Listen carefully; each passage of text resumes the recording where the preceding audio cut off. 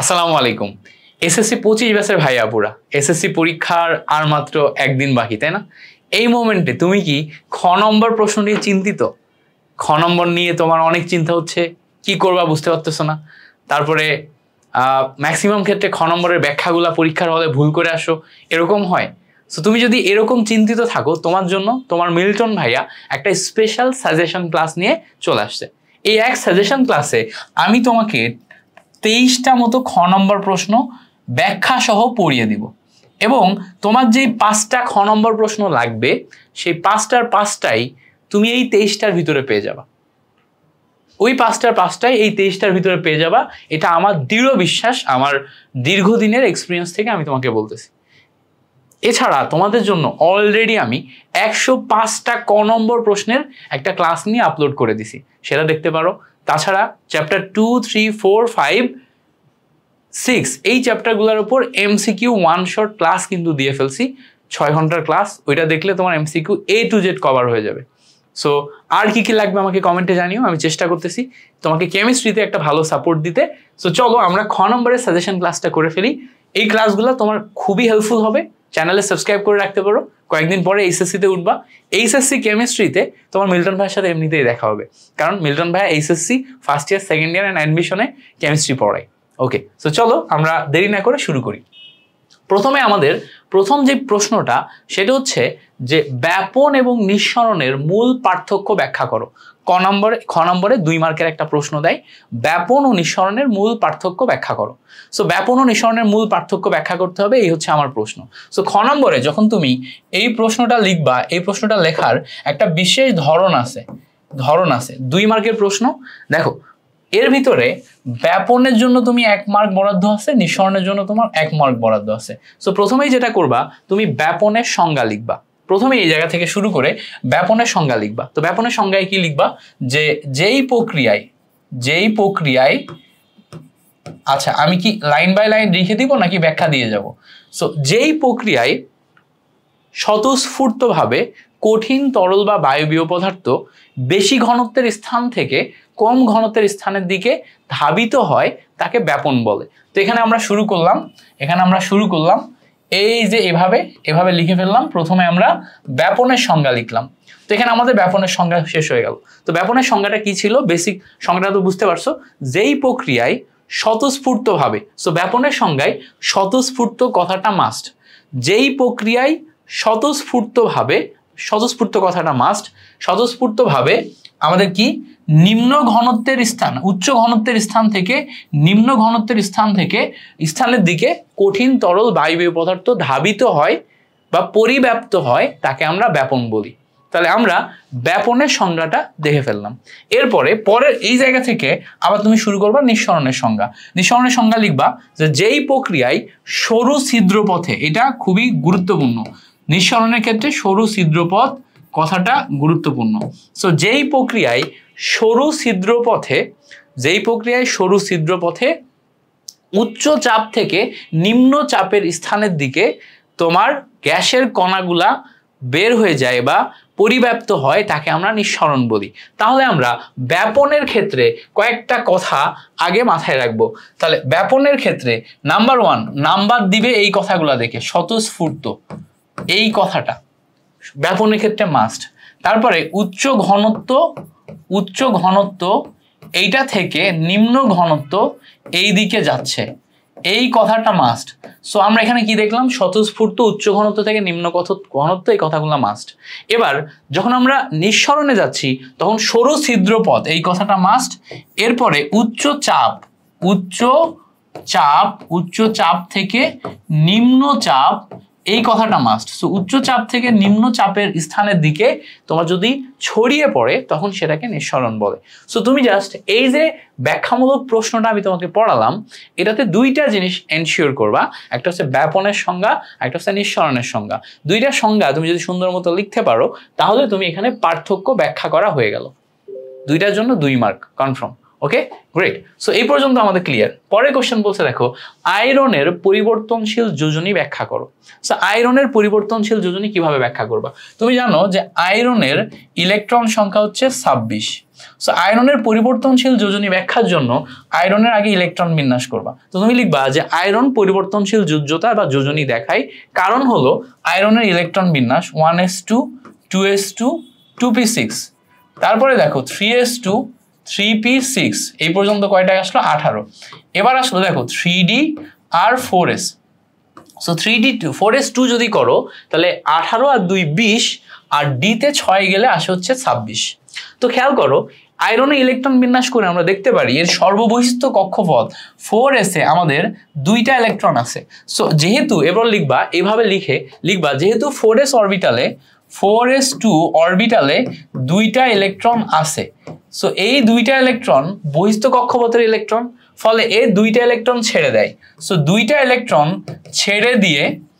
ছেড়ে দিয়ে তোমার হচ্ছে আয়রন 2+ এ পরিণত হয়, আয়রন 2+ এ পরিণত হয়।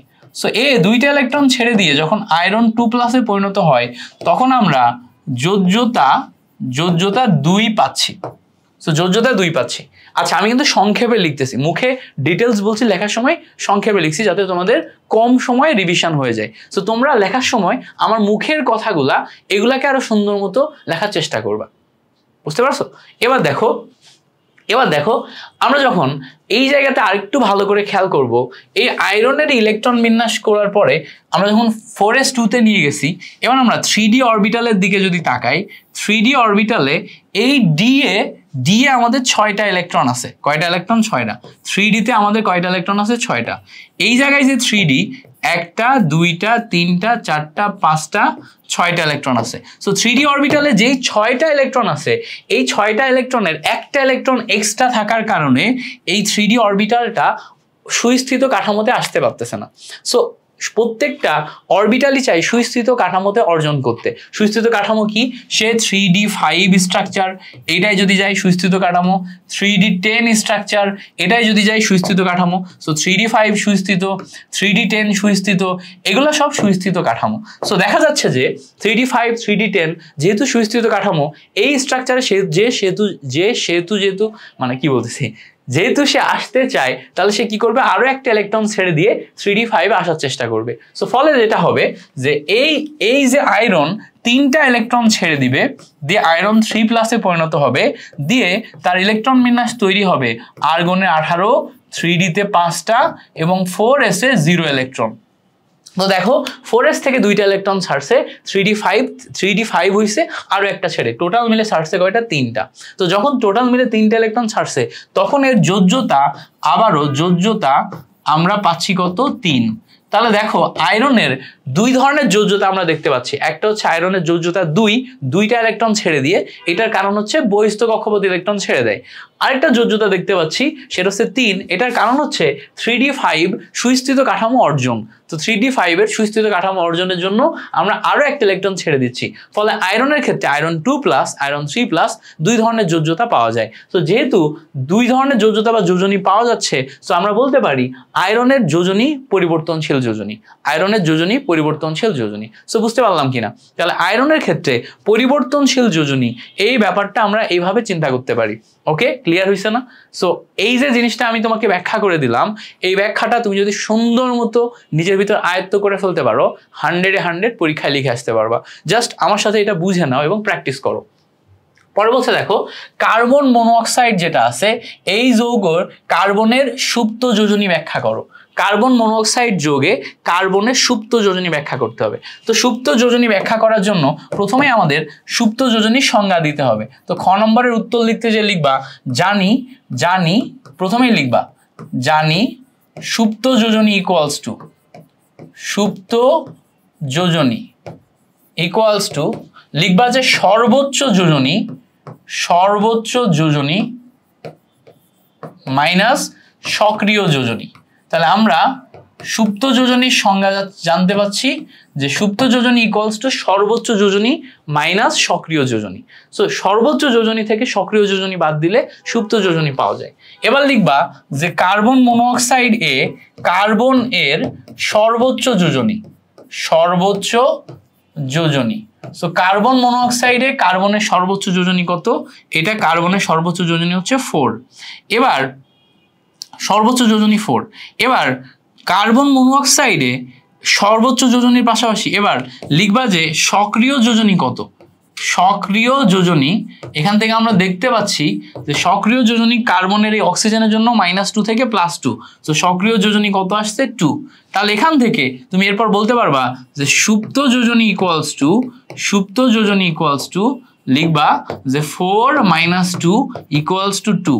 তাহলে কার্বন মনোঅক্সাইডে আমরা কার্বনের সুপ্ত যোজনী পাচ্ছি কত, 2 পাচ্ছি। তাহলে আমরা করলাম কিভাবে, দেখো কার্বনের জন্য আমরা জানি যে সর্বোচ্চ যোজনী 4 হয়, আর এখানে আমাদের সক্রিয় যোজনী 2 দেয়া আছে, তাহলে সুপ্ত যোজনী বের করব 4 থেকে 2 বাদ দিলে 2, এইটুকু ক্যালকুলেশন করলেই আমরা এখানে এই ব্যাখ্যাটা পেয়ে যাচ্ছি। সো প্রথমে তুমি কি করবা, তুমি আগে সংজ্ঞা লিখবা যে আমরা জানি কোন একটি যৌগের সর্বোচ্চ যোজনী থেকে তার সক্রিয় যোজনী বাদ দিলে সুপ্ত যোজনী পাওয়া যায়, অর্থাৎ সুপ্ত যোজনী ইকুয়ালস টু সর্বোচ্চ যোজনী মাইনাস সক্রিয় যোজনী।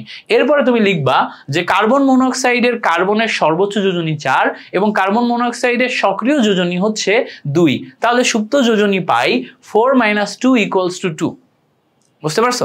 এভাবে সুন্দর করে খাতায় তুমি টাইম নিয়ে লিখবা। আমি কম সময় তোমাকে পড়ানোর জন্য টাইম নিয়ে লিখলাম না, বাট সুন্দর করে টাইম নিয়ে তুমি 4 মিনিট 5 মিনিট টাইম নিয়ে সুন্দর করে হাতের লেখা সুন্দর করে গুছিয়ে লিখবা। বুঝতে পারছো? ওকে, সো আশা করি এই জিনিসটা তোমার ভিতরে একদম ঢুকে গেছে। এরপরে আসো, বলছে ধাতব বন্ধন ব্যাখ্যা করো। খুবই ইম্পর্টেন্ট একটি কোশ্চেন, ধাতব বন্ধন ব্যাখ্যা করো। তো ধাতব বন্ধনের ক্ষেত্রে ধাতুগুলা একত্রিত হয় যেই বন্ধনের মাধ্যমে, তাকে আমরা ধাতব বন্ধন বলি। তো ধাতব বন্ধনের ক্ষেত্রে এভাবে লিখবা যে ধাতব পরমাণু সমূহ একত্রিত হয়ে যেই বন্ধনের মাধ্যমে ধাতব পরমাণু সমূহ যেই বন্ধনের মাধ্যমে পরস্পরের সাথে আকর্ষিত হয়ে একত্রে অবস্থান করে তাকে আমরা ধাতব বন্ধন বলি। সো ধাতব বন্ধনে ধাতু এবং ধাতুর মধ্যে আন্তঃআণবিক আকর্ষণ বল বিদ্যমান থাকে, এর ফলে আমরা ধাতব বন্ধন পাই এবং বড় বড় ধাতুর তৈরি পদার্থ দেখতে পাই। যেমন ধরো আয়রন ধাতুর তৈরি পদার্থ, অ্যালুমিনিয়াম ধাতুর তৈরি পদার্থ, তারপরে হচ্ছে ধরো সিলভার ধাতুর তৈরি পদার্থ, গোল্ডের পদার্থ। তো আমরা এই টাইপের যে উদাহরণ এগুলো সুন্দর করে লিখে দিব, কেমন? এই টাইপের উদাহরণগুলো সুন্দর করে লিখে দিব। তাহলে এখানে আমরা কি পাচ্ছি, ধাতব বন্ধন ব্যাখ্যা করতেছি। তাহলে ধাতব বন্ধন ব্যাখ্যার আমার মেইন কথা কি, যে ধাতব পরমাণু সমূহ পরস্পরের সাথে যেই আকর্ষণ বলের মাধ্যমে বন্ধন গঠন করে তাকে আমরা ধাতব বন্ধন বলি। বুঝতে পারছো? সো নিজের মতো করে ব্যাখ্যা করতে শিখতে হবে, ধাতব বন্ধন নিজের মতো করে ব্যাখ্যা করতে শিখতে হবে। পারবো না? পারবা। ওকে, পরের কোশ্চেন বলছে দেখো এলপিজি কি, ব্যাখ্যা করো। এলপিজি কি? এলপিজি হচ্ছে liquefied petroleum gas, LEQUIFIED, liquefied petroleum তারপর হচ্ছে গ্যাস। সো এই যে লিকুইফাইড পেট্রোলিয়াম গ্যাস, এটা হচ্ছে এলপিজি সংকেত। তো লিখবা এলপিজি হচ্ছে liquefied petroleum gas. Liquefied petroleum gas আমরা রান্নার কাজে এবং অন্যান্য কাজে তাপ উৎপাদনকারী হিসেবে ব্যবহার করি। তো প্রথম কথা হচ্ছে এলপিজি এর পূর্ণরূপ হচ্ছে liquefied petroleum gas. Liquefied petroleum গ্যাসকে আমরা রান্নার কাজে এবং অন্যান্য কাজে তাপ উৎপাদনকারী হিসেবে ব্যবহার করি। লিকুইফাইড পেট্রোলিয়াম গ্যাসে যেই হাইড্রোকার্বন থাকে, এটা কিন্তু হাইড্রোকার্বন গ্যাস, সেখানে 1 থেকে 4 কার্বন বিশিষ্ট হাইড্রোকার্বন বিদ্যমান। 1 থেকে 4 কার্বন বিশিষ্ট হাইড্রোকার্বন বিদ্যমান, অর্থাৎ এখানে মিথেন, তারপর হচ্ছে ইথেন, তারপর হচ্ছে প্রোপেন, তারপর হচ্ছে বিউটেন, এইগুলা বিদ্যমান। এগুলো হচ্ছে বিদ্যমান, মিথেন, ইথেন, প্রোপেন, বিউটেন, এগুলা বিদ্যমান। সো লিকুইফাইড পেট্রোলিয়াম গ্যাস 1 থেকে 4 কার্বন বিশিষ্ট এবং মিথেন, ইথেন, প্রোপেন, বিউটেন এগুলা বিদ্যমান। এরপরে আমরা পরবর্তী ধাপে লিখব যে এর গলনাঙ্ক 4 থেকে 20 ডিগ্রি সেন্টিগ্রেডের মাঝখানে হয়ে থাকে। এইটা গলনাঙ্কে প্রচুর পরিমাণে তাপ উৎপাদন করে। এইভাবে তুমি এইটুকু ব্যাখ্যা দিলেই 2 মার্ক পেয়ে যাবা। বুঝতে পারছো? আমি কিন্তু ফুল লিখি নাই, আমি তোমাকে ব্যাখ্যা বোঝানোর চেষ্টা করতেছি, তোমার ভিতরে আত্মস্থ যাতে হয়ে যায় সেটা চেষ্টা করতেছি। তাহলে কি লিখলাম, যে এলপিজি হচ্ছে liquefied petroleum gas. Liquefied petroleum gas আমাদের রান্নার কাজে এবং অন্যান্য কাজে তাপ উৎপাদনকারী হিসেবে ব্যবহার হয়, তাপ উৎপাদনকারী। এবং এখানে 1 থেকে 4 কার্বন বিশিষ্ট হাইড্রোকার্বন বিদ্যমান থাকে, তার ভিতর কি মিথেন, ইথেন, প্রোপেন, বিউটেন এগুলা থাকে এবং এর গলনাঙ্ক 4 থেকে 20 ডিগ্রি সেন্টিগ্রেড হয়। সো 4 থেকে 20 ডিগ্রি সেন্টিগ্রেড যদি গলনাঙ্ক হয়, দ্যাট মিনস এইটা খুব কম তাপমাত্রাতে অনেক বেশি পরিমাণে হিট প্রডিউস করতে পারে। ওকে, এই প্রশ্নটা আমাদের ক্লিয়ার। পরে বলছে দেখো কণার গতিতত্ত্ব ব্যাখ্যা করো। সো কণার গতিতত্ত্ব ব্যাখ্যার জন্য কয়েকটা জিনিস আমাদের শেখা লাগবে। একটা ধরো চেম্বার আছে, এই চেম্বারের ভিতর ছোট ছোট ছোট ছোট কণা আছে। সেই কণাগুলার প্রথম কথা হচ্ছে এই কণাগুলার গতিশক্তি বিদ্যমান। এই কণাগুলার কি বিদ্যমান? কণাগুলার গতিশক্তি বিদ্যমান। আবার এই কণাগুলার আরেকটা জিনিস বিদ্যমান, সেটা হচ্ছে আন্তঃকণা আকর্ষণ বল। আন্তঃকণা আকর্ষণ বল।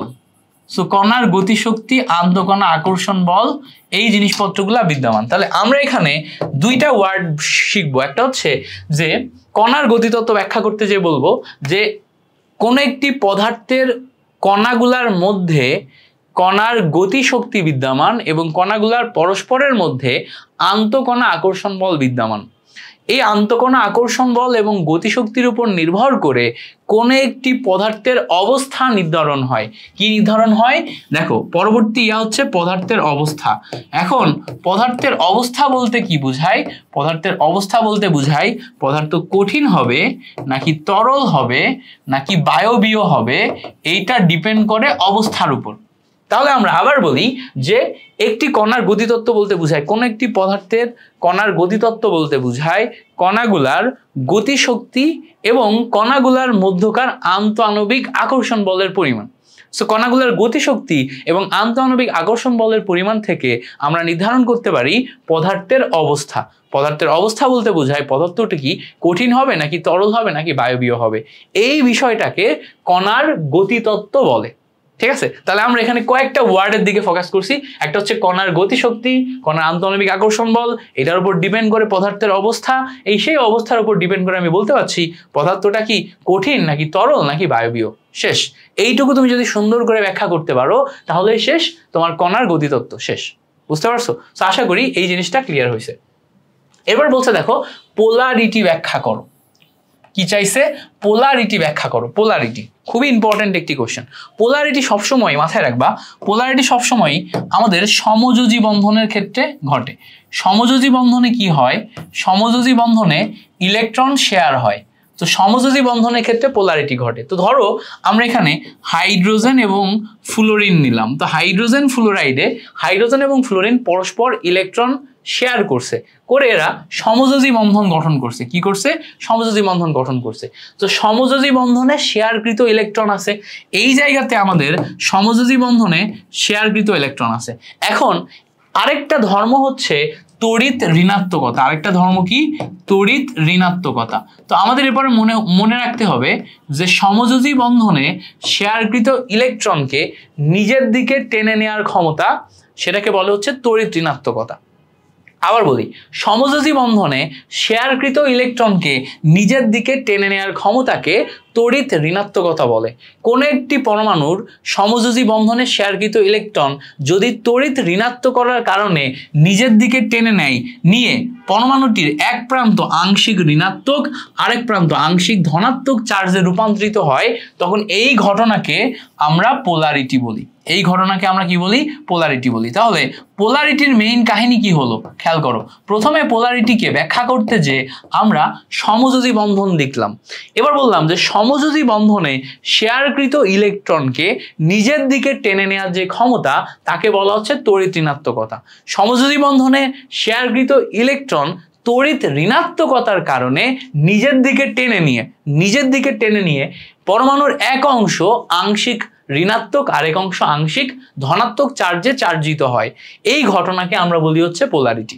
তাহলে প্রথমে আমরা তড়িৎ ঋণাত্মকতার সংজ্ঞা দিছি, তারপর তড়িৎ ঋণাত্মকতাকে ব্যবহার করে চার্জ একদিকে টেনে নিছে, সেই টেনে নিয়ে এক সাইড প্লাস এক সাইড মাইনাস এইটা ব্যাখ্যা করছি। সো এক সাইড প্লাস এবং এক সাইড মাইনাস হওয়াকে আমরা বলি হচ্ছে কি পোলারিটি। যেমন ধরো হাইড্রোজেন ফ্লোরাইডে পোলারিটি ক্রিয়েট হয়, হাইড্রোজেন ক্লোরাইডে পোলারিটি ক্রিয়েট হয় ডেল প্লাস ডেল মাইনাস, পানিতে পোলারিটি ক্রিয়েট হয়, অ্যামোনিয়াতে পোলারিটি ক্রিয়েট হয়। এই সবগুলাই সমযোজী বন্ধন যেখানে পোলারিটি ক্রিয়েট হয় পুরাটাই তড়িৎ ঋণাত্মকতার পার্থক্যের কারণে। বুঝতে পারছো? সো আশা করি এই ব্যাপারটা ক্লিয়ার হয়ে গেল। ওকে, পোলারিটির পরে অরবিট কাকে বলে? এইটা একটা খুব চমৎকার ব্যাখ্যামূলক প্রশ্ন। অরবিট কাকে বলে? আমাদের জানতে হবে অরবিট কাকে বলে। সো অরবিট কাকে বলে আমরা কিভাবে ব্যাখ্যা করব? দেখো খুব চমৎকার একটি ব্যাখ্যা দেওয়া যায়। দেখো আমরা জানি কোন একটি পরমাণু, এইটা ধরো একটা হাইড্রোজেন পরমাণু, সো এই হাইড্রোজেন পরমাণুর মাঝখানে আমাদের নিউক্লিয়াস আছে, তাই না? এই হাইড্রোজেন পরমাণুর মাঝখানে নিউক্লিয়াস আছে, নিউক্লিয়াসে প্রোটন প্লাস নিউট্রন থাকে।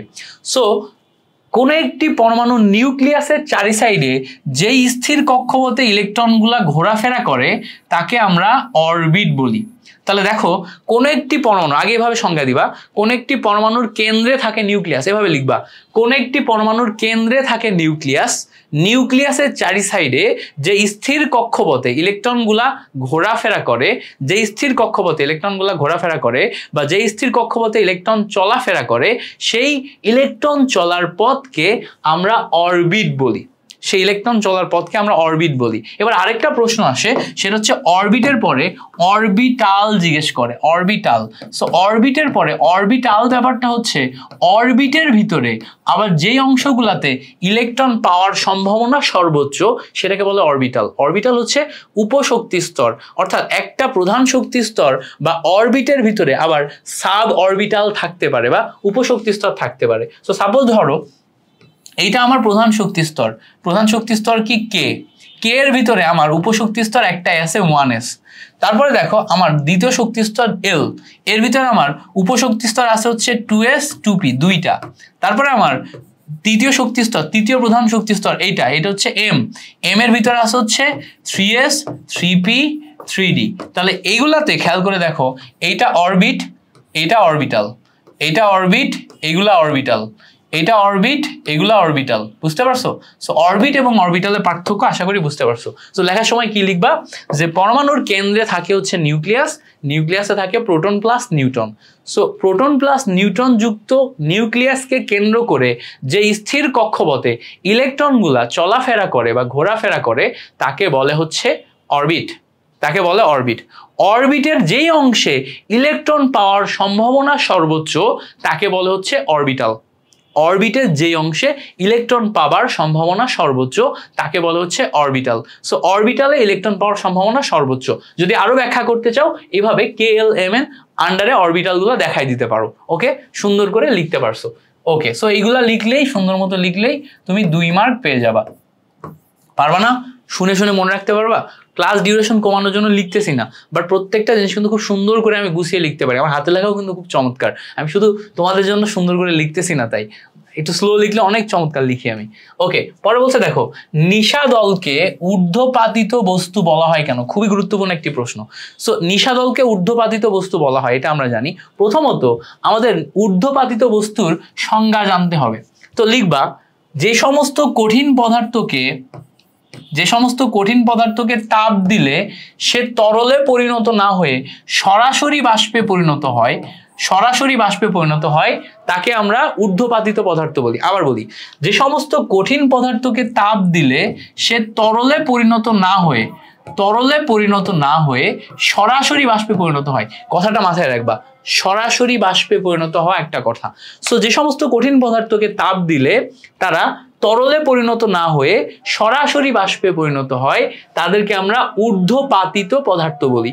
সো নিশাদল বা অ্যামোনিয়াম ক্লোরাইড, নিশাদল হচ্ছে অ্যামোনিয়াম ক্লোরাইড, নিশাদল বা অ্যামোনিয়াম ক্লোরাইড একটি ঊর্ধ্বপাতিত পদার্থ যাকে আমরা তাপ দিলে সে তরলে পরিণত না হয়ে সরাসরি বাষ্পে পরিণত হয়, কঠিন থেকে সরাসরি বাষ্পে পরিণত হয়। এভাবে লিখবা। সো অ্যামোনিয়াম ক্লোরাইড বা নিশাদল একটি ঊর্ধ্বপাতিত পদার্থ যাকে আমরা তাপ দিলে সে সরাসরি কঠিন থেকে বাষ্পে রূপান্তরিত হয়। সো আরো কয়েকটা উদাহরণ দিতে পারো, যেমন আরো বলতে পারো, এছাড়াও অ্যালুমিনিয়াম ক্লোরাইড একটি ঊর্ধ্বপাতিত পদার্থ, কঠিন কার্বন ডাইঅক্সাইড একটি ঊর্ধ্বপাতিত পদার্থ, C10H8 কর্পূর একটি ঊর্ধ্বপাতিত পদার্থ, এটা ন্যাপথলিন, কর্পূর C10H16O এইটা একটি ঊর্ধ্বপাতিত পদার্থ। সো অনেকগুলো ঊর্ধ্বপাতিত পদার্থ আছে।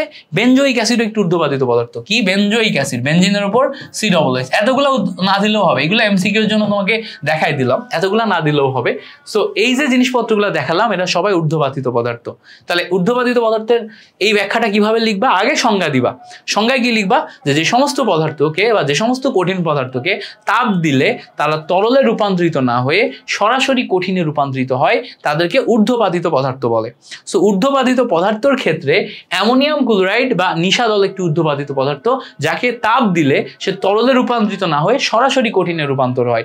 এছাড়াও অ্যালুমিনিয়াম ক্লোরাইড, কঠিন কার্বন ডাইঅক্সাইড, ন্যাপথলিন, কর্পূর, বেনজোইক অ্যাসিড এগুলো এক একটা ঊর্ধ্বপাতিত পদার্থ। সো তুমি এভাবে ব্যাখ্যা করতে পারবা। আচ্ছা, পরের কোশ্চেনে আসি। পরের কোশ্চেন বলছে যে পরমাণুর সমস্ত ভর নিউক্লিয়াসে কেন্দ্রীভূত, ব্যাখ্যা করো।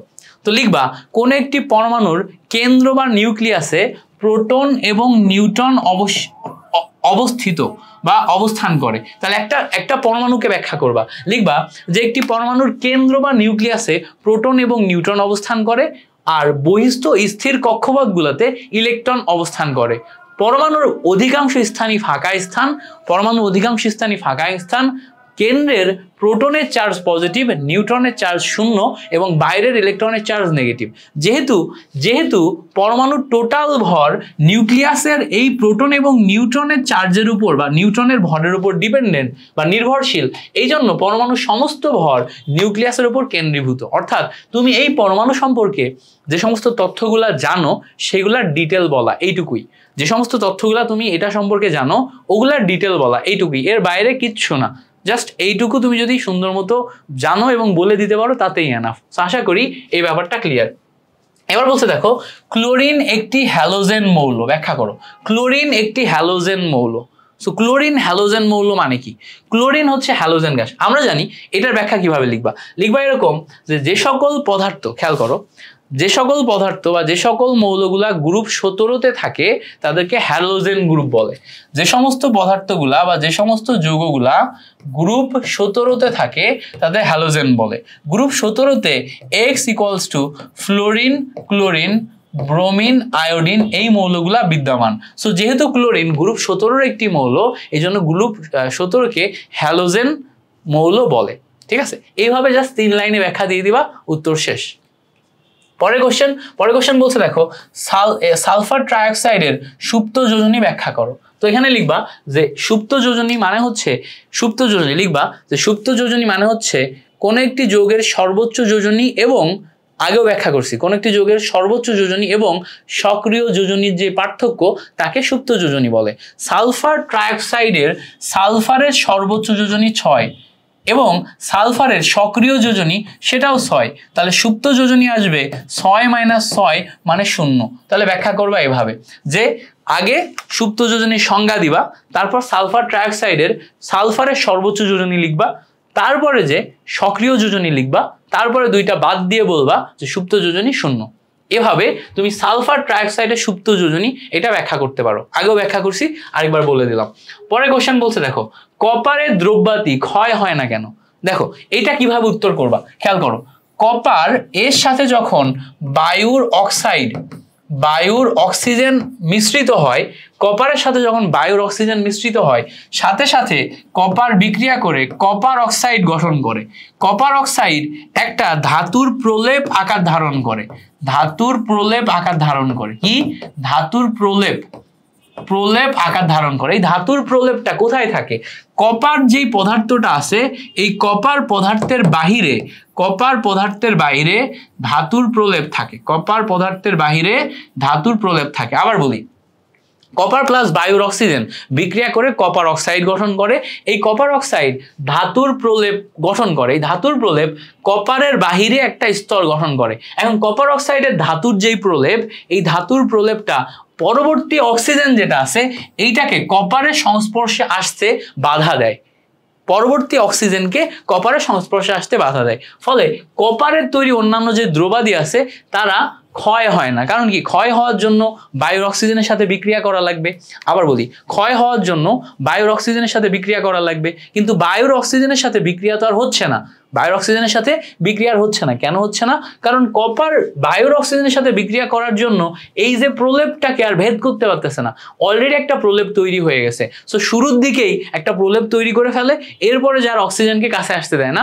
ফলে আমরা দেখতে পাচ্ছি যে কপারের তৈরি দ্রব্যাদিগুলা ক্ষয় হয় না। সো যেভাবে আমি বললাম এভাবে ব্যাখ্যা দিতে পারলেই তোমার 100 কারেক্ট। 2 number question 100 correct. কি লিখবা যে কপার বায়ুর অক্সিজেনের সাথে বিক্রিয়া করে কপার অক্সাইড গঠন করে, যেটি একটি ধাতুর প্রলেপ। সো কপার অক্সাইডের উপর ধাতুর প্রলেপ তৈরি হয়। এই ধাতুর প্রলেপের কারণে পরবর্তীতে বায়ুর অক্সিজেন আর কপারের সংস্পর্শে আসতে পারে না, ফলে কপারের তৈরি যে কোনো দ্রব্যাদি পরবর্তীতে আর ক্ষয় হয় না, শেষ। পরবর্তীতে বলছে দেখো, অ্যালকিনকে অলিফিন বলা হয়, অ্যালকিনকে অলিফিন বলা হয়। অ্যালকিনকে অলিফিন কেন বলা হয়? দেখো খুবই চমৎকার একটি প্রশ্ন। আমাদের প্রশ্নটার অ্যান্সার করতে হবে এরকম ভাবে যে অ্যালকিনের তৈরি নিম্ন কার্বন সংখ্যা বিশিষ্ট যৌগ, অ্যালকিনের তৈরি নিম্ন কার্বন সংখ্যা বিশিষ্ট যৌগ যেমন হচ্ছে ইথিন প্রোপিন, হ্যাঁ ইথিন প্রোপিন, অ্যালকিনের তৈরি নিম্ন কার্বন সংখ্যা বিশিষ্ট যৌগ ইথিন প্রোপিন, বুঝতে পারছো? এগুলা ব্রোমিন তারপরে ক্লোরিন এগুলার সাথে বিক্রিয়া করে তৈলাক্ত পদার্থ তৈরি করে। এই তৈলাক্ত পদার্থকে আমরা অলিফিন বলি। অলিফিন কাকে বলে খেয়াল করো, এই তিনটা ওয়ার্ড মনে রাখলেই তুমি ব্যাখ্যা করতে পারবা। ব্যাখ্যা করবে এরকম ভাবে যে অ্যালকিনের নিম্ন শ্রেণীর নিম্ন কার্বন সংখ্যা বিশিষ্ট যে সমস্ত পদার্থগুলো আছে, বা অ্যালকিন শ্রেণীর নিম্ন কার্বন সংখ্যা বিশিষ্ট যে সমস্ত যৌগগুলো আছে, যেমন ইথিন প্রোপিন, এগুলা হ্যালোজেন যেমন হচ্ছে ব্রোমিন ক্লোরিন এগুলার সাথে বিক্রিয়া করে তৈলাক্ত পদার্থ তৈরি করে। এই তৈলাক্ত পদার্থকে আমরা অলিফিন বলি। খুবই সিম্পল একটা কোশ্চেন, জাস্ট তোমার আন্ডারস্ট্যান্ডিং এর উপর ডিপেন্ড করছে এবং কিওয়ার্ডগুলো মনে রাখতে হবে। একটা জিনিস কি খেয়াল করছে, আমি প্রত্যেকটা ব্যাখ্যা কিওয়ার্ডের উপর ডিপেন্ড করে দিতেছি। একটা কোশ্চেনের ব্যাখ্যায় আমি ওই কিওয়ার্ডটা কি বোঝায় সেটা নিজে বুঝে নিজের মতো করে ব্যাখ্যা বলতেছি। সো নিজের মতো করে বুঝে ব্যাখ্যা বলতে পারাটাই হচ্ছে কেমিস্ট্রি জানা, বুঝতে পারছো? সো তুমি কি করবা, কিওয়ার্ড ধরে পড়বা। যেমন ধরো এই অলিফিন কথাটার মানেই হচ্ছে এখানে একটা তৈলাক্ত পদার্থ তৈরি করবে। কিসের তৈলাক্ত পদার্থ? দেখো অ্যালকিনের তৈলাক্ত পদার্থ। এখন অ্যালকিনের তৈলাক্ত পদার্থ কারা তৈরি করে? উত্তর হচ্ছে নিম্ন কার্বন সংখ্যা বিশিষ্ট যৌগ যেগুলো আছে, যেমন হচ্ছে ইথিন প্রোপিন এগুলা। এখন কার সাথে তৈরি করবে? অবশ্যই হ্যালোজেন গ্রুপ যেমন হচ্ছে ব্রোমিন ক্লোরিন এগুলার সাথে। তার মানে ইথিন প্রোপিনের সাথে ব্রোমিন ক্লোরিন এগুলা বিক্রিয়া করে তৈলাক্ত পদার্থ তৈরি করার যে প্রসেস তাকে আমরা অলিফিন বলবো। তৈলাক্ত পদার্থ তৈরি করার যে প্রসেস তাকে আমরা কি বলবো? অলিফিন বলবো। তো আশা করি এই ব্যাপারটা ক্লিয়ার হয়ে গেছে। আচ্ছা, পরের কোশ্চেন বলছে ন্যাপথলিন একটি অ্যারোমেটিক যৌগ, ব্যাখ্যা করো। ন্যাপথলিন একটি অ্যারোমেটিক যৌগ। সো এখানে কি লিখবা যে ন্যাপথলিনের যে বেসিক সংকেত সেটা হচ্ছে C10H8। ন্যাপথলিনের যে স্ট্রাকচার, প্রথমে এগুলা লিখবা যে আমরা জানি ন্যাপথলিনের সংকেত হচ্ছে C10H8। ন্যাপথলিনের যে স্ট্রাকচার সেই স্ট্রাকচার হচ্ছে এরকম। স্ট্রাকচার হচ্ছে এরকম ভাবে ন্যাপথলিনের স্ট্রাকচার দিবা। এবার এখানে বন্ড দিবা, দেখো double bond single bond double bond single bond double bond, এখানে ডাবল এখানে সিঙ্গেল এখানে ডাবল এখানে সিঙ্গেল এখানে ডাবল। সো এইভাবে তুমি স্ট্রাকচার দিয়ে দিবা। সো লিখবা ন্যাপথলিনের বেসিক সংকেত এটা, ন্যাপথলিনের স্ট্রাকচার এটা। এবার লিখবা ন্যাপথলিন একটি 5, 6 বা 7 সমতলীয় যৌগ। এবং ন্যাপথলিনে খেয়াল করো, ন্যাপথলিনে হাকেল তত্ত্ব ইন্টারমিডিয়েটে, সরি তোমাদের হাকেল পড়ানো যাবে না। সো ন্যাপথলিনে তোমার কনজুগেশন বিদ্যমান আছে। কনজুগেশন মানে কি? একটা সিঙ্গেল একটা ডাবল, একটা সিঙ্গেল একটা ডাবল, একটা সিঙ্গেল একটা ডাবল। সো যেহেতু ন্যাপথলিনে কনজুগেশন বিদ্যমান আছে এই জন্য আমরা এটাকে অ্যারোমেটিক হাইড্রোকার্বন বলতে পারি। সো দুইটা ওয়ার্ড, এখানে দুইটা জিনিস স্পেসিফিক ভাবে তোমাকে ফোকাস করতে হবে। ফার্স্ট থিং হচ্ছে যে যখন আমরা ন্যাপথলিন লিখতেছি সেটা হচ্ছে 5, 6, 7 সমতলীয় যৌগ এবং এখানে কনজুগেশন বিদ্যমান আছে। কনজুগেশন কথাটা কি? কনজুগেশন এই কয়েকটা কথা তুমি লিখতে পারলে এইটা থেকে তুমি 2 মার্ক পেয়ে যাবে। জাস্ট দুইটা ওয়ার্ড, একটা হচ্ছে 5, 6, 7 সমতলীয় যৌগ, 5, 6, 7 সমতলীয় যৌগ, ঠিক আছে, এবং কনজুগেশন। আর বাকি একটা কি দেখো, এই অণু এবং সংকেত, মানে ধরো সংকেত এবং হচ্ছে যে স্ট্রাকচার, এইটা আগাইতে হবে। তাহলে এই দুইটা কথার জন্য 1 মার্ক আর সংকেত স্ট্রাকচারের জন্য 1 মার্ক। ওকে, ক্লিয়ার? আচ্ছা, পরের কোশ্চেন বলছে হিলিয়ামকে গ্রুপ 18তে রাখা হয় কেন? হিলিয়ামকে গ্রুপ 18তে কেন রাখা হয়? এবার মাথায় রাখতে হবে যে হিলিয়ামে 2টা ইলেকট্রন আছে, ইলেকট্রন বিন্যাস করলে 1s2। সো হিলিয়ামের বহিস্থ কক্ষপথ সুস্থিত অবস্থায় থাকে, ফলে সে নিষ্ক্রিয় গ্যাসের মতো আচরণ করে। নিষ্ক্রিয় গ্যাস। সো হিলিয়াম যেহেতু নিষ্ক্রিয় গ্যাসের মতো আচরণ করে আর গ্রুপ 18 হচ্ছে ডেডিকেটেডলি নিষ্ক্রিয় গ্যাস, এই জন্য আমরা হিলিয়ামকে 18 নম্বর গ্রুপে রাখি। এভাবে বলবো যে হিলিয়ামের ইলেকট্রন বিন্যাস করলে এর বহিস্থ কক্ষপথ ফুলফিল অবস্থায় থাকে, ফলে এ ডুয়েটের নিয়ম অনুসারে নিষ্ক্রিয় গ্যাসের মতো আচরণ করে। যেহেতু নিষ্ক্রিয় গ্যাসের মতো আচরণ করে, এই জন্য একে আমরা গ্রুপ 18 নম্বর এটাতে রাখি। ক্লিয়ার? এই পর্যন্ত আমাদের আশা করি ক্লিয়ার হয়েছে। পরে বলছে দেখো, ফ্লোরিনের যোজনী এবং যোজ্যতা ইলেকট্রনের ভিন্নতা কেন। সো প্রথমে আসতে হবে ফ্লোরিনের ইলেকট্রন বিন্যাসে। ফ্লোরিনে 9টা ইলেকট্রন আছে।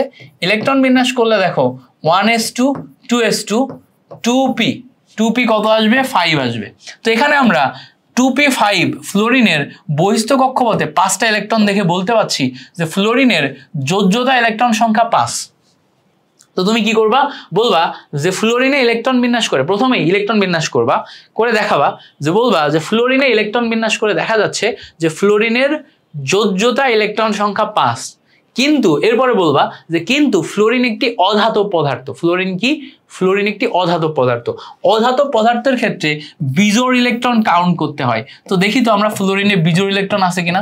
1s2 2s2 2px 2 2py এখানেও 2 আর 2pz এখানে দেখো 1। তো খেয়াল করো এই 5টা ইলেকট্রনের একটাতে 2টা, একটাতে 2টা আর একটাতে একটা থাকে। তাহলে খেয়াল করি এখানে আমরা একটা জিনিস ক্লিয়ার যে ফ্লোরিন একটি অধাতব পদার্থ। অধাতব পদার্থের ক্ষেত্রে বিজোড় ইলেকট্রন বিদ্যমান। সো অধাতব পদার্থের ক্ষেত্রে বিজোড় ইলেকট্রন যে কটা থাকে সেটাই তার যোজনী। অধাতব পদার্থের ক্ষেত্রে বিজোড় ইলেকট্রন যে কটা থাকে এটাই তার যোজনী। তাহলে সর্ববহিস্থ কক্ষপথের যে ইলেকট্রন, এটা দেখে আমি যোজ্যতা ইলেকট্রন পাচ্ছি, আর এই বিজোড় ইলেকট্রন দেখে আমি কি পাচ্ছি? যোজনী পাচ্ছি। এই দুইটা জিনিস দেখাই দিয়ে তুমি বলবা যে ফ্লোরিনের ক্ষেত্রে যোজনী এবং যোজ্যতা ইলেকট্রন ভিন্ন ভিন্ন।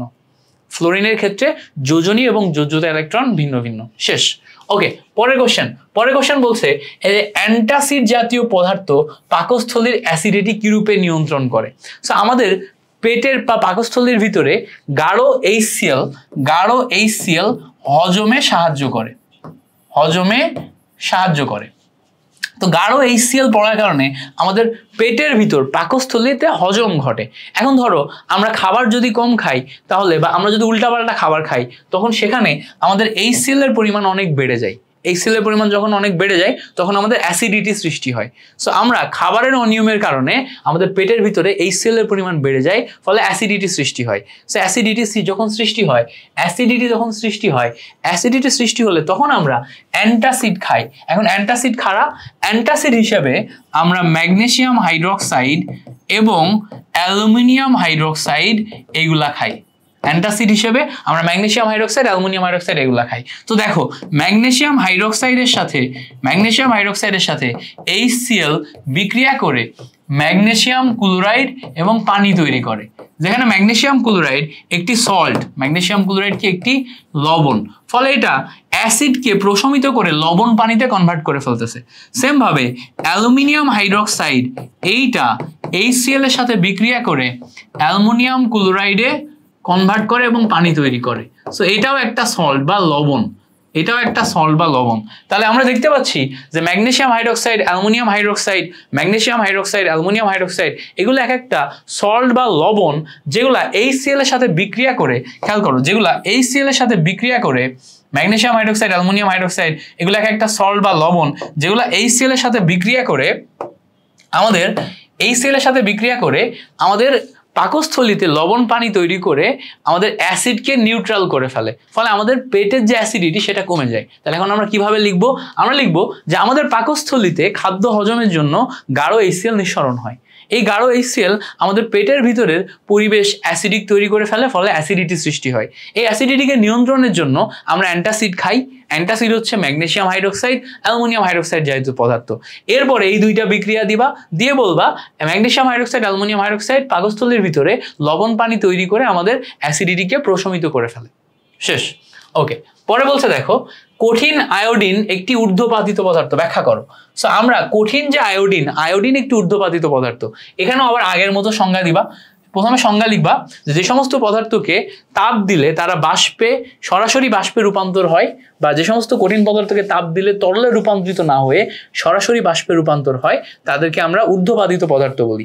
আয়োডিনকে তাপ দিলে সে সরাসরি তরলে সরাসরি বাষ্পে রূপান্তর হয়, তরলে রূপান্তরিত হয় না, ফলে আয়োডিন একটি ঊর্ধ্বপাতিত পদার্থ। এভাবে ব্যাখ্যা করা যায়। পরের কোশ্চেন, CCl4 এর মুক্ত জোড় ইলেকট্রন সংখ্যা ব্যাখ্যা করো। তো CCl4 এর মুক্ত জোড় ইলেকট্রন ব্যাখ্যা করতে গেলে প্রথমে আমাদের কার্বনের ইলেকট্রন কাউন্ট করতে হবে। কার্বনের 6টা ইলেকট্রন, সো প্রথম কক্ষপথে 2টা, পরের কক্ষপথে 4টা। তারপরে ক্লোরিনের কাউন্ট করতে হবে।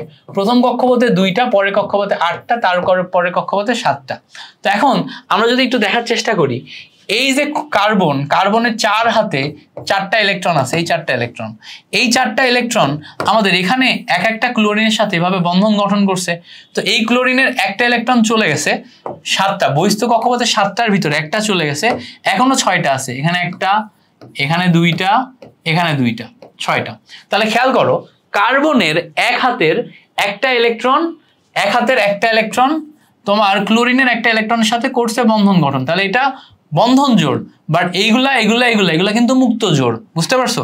সেম ভাবে এই কার্বনের এখানে একটা ইলেকট্রন, সেটা ক্লোরিনের সাথে আসবে, এসে বন্ধন গঠন করবে। তো এখানে এক জোড়া, এখানে এক জোড়া, এখানে এক জোড়া, 3 জোড়া মুক্ত, আর এখানে দেখো বন্ধন জোড়। সেম ভাবে এখানে কার্বনের সাথে এখানে আরেকটা ক্লোরিন বসে যাবে, বসে যে এখানে বন্ধন জোড় গঠন করবে এবং 3 জোড়া মুক্ত। তো এখানেও আরেকটা ক্লোরিন বসবে, এখানেও 3 জোড়া মুক্ত। তাহলে দেখো তো, এক একটা ক্লোরিনে 3 জোড়া করে মুক্ত, 4টা ক্লোরিনে 3 এ 4 12 জোড়া মুক্ত জোড় ইলেকট্রন আছে। এক একটা ক্লোরিনে 3 জোড়া করে মুক্ত, 4টা ক্লোরিনে 3 এ 4 12 জোড়া মুক্ত জোড় ইলেকট্রন আছে। তো তুমি যখন CCl4 এর বন্ধন ব্যাখ্যা করবা, বলবা কার্বন পরমাণুর বহিস্থ কক্ষপথে 4টি ইলেকট্রন আছে, সেই 4টি ইলেকট্রন 4টি ক্লোরিনের সাথে বন্ধন জোড় গঠন করে, সেই 4টি ইলেকট্রন 4টি ক্লোরিনের সাথে বন্ধন জোড় গঠন করে, এবং ক্লোরিন গুলাতে প্রতিটিতে 3 জোড়া করে মুক্ত জোড় ইলেকট্রন থাকে, 4টি ক্লোরিনে 3 এ 4 12 জোড়া মুক্ত জোড় ইলেকট্রন বিদ্যমান। শেষ। ওকে, এবার বলছে দেখো, আর্গনকে নিষ্ক্রিয় মৌল বলা হয় কেন? আর্গনকে নিষ্ক্রিয় মৌল বলা হয়, আর্গনের ইলেকট্রন বিন্যাস করবা, করে এর বহিস্থ কক্ষপথে ইলেকট্রন পরিপূর্ণ অবস্থায় থাকে, অক্টেটের নিয়ম ফলো করে, এজন্য একে তোমার নিষ্ক্রিয় মৌল বলা হয়। বুঝতে পারছো? আশা করি ক্লিয়ার। ওকে, ম্যাগনেসিয়ামের যোজনী 2, এটা কেন? ম্যাগনেসিয়ামে ইলেকট্রন বিন্যাস করলেই যোজনী 2 পাওয়া যাবে। ম্যাগনেসিয়াম টোটাল ইলেকট্রন কয়টা? 12টা। ইলেকট্রন বিন্যাস করো 1s2, 2s2, 2p6, এই পর্যন্ত 10টা গেল, 3s2। সো ম্যাগনেসিয়ামের বহিস্থ কক্ষপথে 2টা ইলেকট্রন থাকে, ফলে এই 2টা ইলেকট্রন ছাড়তে পারে, শুধুমাত্র 2টা ইলেকট্রন ছাড়তে পারার কারণেই এর যোজনী 2 হয়। এই হচ্ছে আমাদের এইটার জন্য একদম অ্যাকুরেট ব্যাখ্যা। ওকে, পরের কোশ্চেন বলছে দেখো, সোডিয়াম প্লাস এটা হচ্ছে 11-23, এটা বলতে কি বোঝায়? সো এইটা বলতে কি বোঝায় এবার লিখবা যে সোডিয়াম 11-23 প্লাস, এটা বলতে বোঝায় এখানে সোডিয়ামে 11টি প্রোটন আছে, সোডিয়ামের ইলেকট্রন সংখ্যা 10টি, কারণ একটি ইলেকট্রন সে ছেড়ে দিছে। সোডিয়ামের ভর সংখ্যা 23, তার মানে নিউট্রন সংখ্যা হচ্ছে 23 থেকে 11 বাদ 12। তাহলে এখান থেকে তুমি প্রোটন সংখ্যা বলবা, ইলেকট্রন সংখ্যা বলবা, ভর সংখ্যা বলবা, নিউট্রন সংখ্যা বলবা, এইগুলা ব্যাখ্যা করবা, তাহলেই তোমার এই যে চিহ্ন এটা ব্যাখ্যা হয়ে যাবে। তাহলে দেখো, প্রোটন সংখ্যা কত? 11, ইলেকট্রন সংখ্যা 10, ভর সংখ্যা 23, নিউট্রন সংখ্যা 23 মাইনাস 11 মানে আসে হচ্ছে 12। শেষ। সো এই ছিল আমাদের মোটামুটি সবগুলা কোশ্চেনের ব্যাখ্যা। Thank you so much. আমি লিখে বুঝাইনি, আমি মানে তোমার কি পয়েন্টগুলো তোমাকে বুঝাই দিছি, ইচ অ্যান্ড এভরিথিং তোমাকে লিখে দিই না, লিখে দিলে ক্লাস ডিউরেশন অনেক বড় হতো। সো আশা করছি এই 23টা কোশ্চেনের ব্যাখ্যা তুমি যদি ভালো মতো শিখে যাও, তোমার আর একটুও বাদবে না।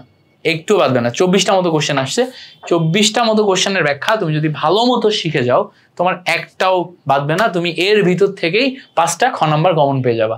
ভাইয়ের জন্য দোয়া রেখো, ইনশাল্লাহ তোমার সাথে পরবর্তী ক্লাসে দেখা হবে। চ্যানেলে সাবস্ক্রাইব করে যাও। আল্লাহ হাফেজ, আসসালামু আলাইকুম।